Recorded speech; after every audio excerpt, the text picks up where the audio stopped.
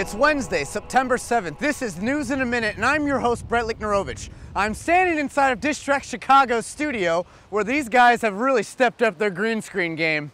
In a summer full of sequels, one in particular has got everybody talking. Recession Part 2, just when you thought you could feed and clothe your children again. The U.S. Justice Department is suing AT&T in order to delay a merger with T-Mobile and to continue punishing AT&T for those fat, smarmy Luke Wilson ads. Back in Chicagoland, a Lyle Library late-night janitor has been arrested for stealing thousands of books and DVDs. Librarians were reluctant to report the man at first because at least somebody was doing something with the books. One of the rooftop restaurants near Wrigley Field failed to pass their food inspection test, but in the proud tradition of the Cubs, people will keep going anyway. Illinois beekeepers are working hard to winter-proof bees by teaching them how to snuggle.